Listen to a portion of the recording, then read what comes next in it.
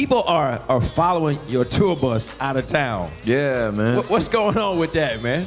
That's crazy, man. We was 2 hours into a ride once, and I looked out the front to check to see where we are, because, you know, if you're on the bus, you don't know where you're at. I look out the front, and 2 cars pull up to the side going crazy. We've been on the bus 2 hours. So you 2 hours outside of town. 2 hours and they outside still of where we following just you. left. And she going crazy in the window, swerving and... I mean, your fans are very passionate about, about you and your music. You know, it's got to be a great feeling, man, to be, because we talked about this. I remember we were at the Fox Sports Grill. Right, and it was like 10 people. And let's just say, me, you, and B. Cox. Yeah, me, you, and B. Cox, and it was like the waiter, and we were just sitting there just chilling. But right. I mean, what do you think was your breakthrough song? Like, okay, when did people start to get it? I think the whole Ready album, from I Need a Girl to Invented Sex to Came Up Away. That album had so many special records, special singles, as well as the album, the whole album. I think songs like Jupiter Love, songs like Holla If You Need Me. I think it was that point when people understood what it was, and I don't think it was. I think it was at any fault of the public. I think it was at that point we got it right. Right. I think I had great songs before then, and I think I was a great artist, but I think I learned more about myself within the time between those albums, and then after that, just to keep it going was what was special for me, to be here where I am. What was the biggest frustration? I mean, from all that, when you said, man, I know this is great music, I know I put my heart and soul in this, but it's just not, I mean, how frustrating did it get? Very. But even in that frustration, realizing the blessing that you have, realizing that I have a deal, realizing that I'm still doing what I love, although I may not be at the point that I want to be. Right. Knowing that if I work hard and that I continue, that's always been my thing from the beginning of my career. I said I got to make it, and if I say something, I'll be damned if I ain't going to do it. So it just was in me to keep going, no matter how frustrated I got. Like, were you like ever to the point where, man, I don't know if this is gonna work? No, never. Never to that point. I never got to that point, because this is the way I feel about it. The way I feel when I sing a song, the way I feel when I write a song, the way I feel when I make somebody's day by giving them a hug, whether I'm the biggest star in the world or I'm just Trey Songz with Last Time Out, skinny with braids. It's an amazing situation to be in.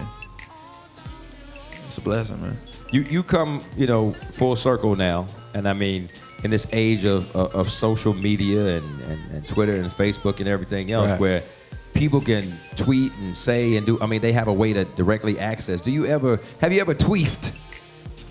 No, I don't do too much tweeting. That's T.I. term, a Twitter beef. Have you tweefed? No, I don't. When you first got on Twitter, did you tweef at all?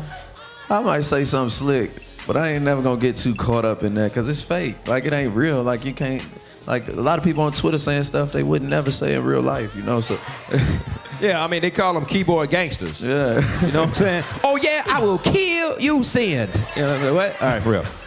So, I mean. I mean, it's with the social networking, you got to be mindful, man, of what you're doing. Myself as an artist and so many other artists, and I even talk to my younger brothers about it, man. You out there saying whatever for people to access, and people determine what your character is based around that, when that's not really who you are 9 times out of 10 when you talking crazy on Twitter. Right. And for young people under the sound of my voice right now, you out there trying to get jobs, trying to get into schools. People look up your name and you talking crazy on Twitter. You know what I mean? And you give them one thing in front of them, and the people tweeting like nobody can see it. Right. You know what I mean? So you say the craziest thing, like my brother would tweet something, and then my mama would just go look at it like, you dumbass. Like. So how is it for them? Because I'm sure people know, that's their big brother, and they may say slick stuff or do whatever. Right. How you say, hey man, don't worry about all that. It's hard. I couldn't be a kid nowadays. Because when I was a child, like, I got judged by the kids in my school, the kids in my neighborhood. Nobody else knew me. You know, now you on Facebook, you on Twitter, you talking to kids all around the world. Right. And the bullying thing is 100% real, you know, and although kids stick their chests out like they got all the confidence in the world, they still children, and they still dealing with changes in life and understanding who they are. So I couldn't do that. Now, do you feel like, you know, you're where you want to be when you imagine it in your head, when you say, you know what, I want to be nominated for this, I want to be performing? Like, how are you pacing with what Trey wants to be? Are you behind? Are you ahead? How are you pacing right now? The gradual growth of my career has been amazing.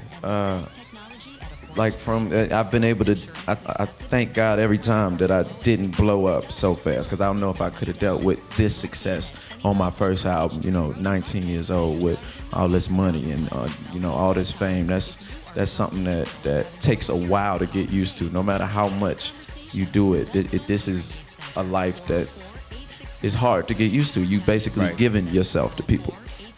And I had to do that in doses. You know, it was a small dose and there was a larger dose every time. Small dose from the beginning. And she held up that sign that said stop. It threw my whole head off. Do I have to stop? She just hold the sign up and said stop. You're supposed to walk past with the sign. It was abrupt. That was... Stop! She said it was for him. But he won't look at. I'm looking at you. I'm keeping on going. We all into the conversation, ain't we? And we still talking. Look how she's looking at us. Okay, we're gonna stop. It's V103, Trey 103, the People Station. Trey 103. Trey 103 right now. All right, man, we gotta go. Did y'all enjoy the conversation with Trey? Of course, you know, tonight, the Fox Theater, he's making it happen. Who's going to the show? Who needs tickets? All right, that's Ticketmaster, 249-6400. It's the Ryan Cameron Show, man. We're going to be with Trey. Thank you to Metro PCS. Thank you to Atlantic Records. Thank you, Trey, man. We appreciate it. Whoop. Whoop. Come on. I got to go to work.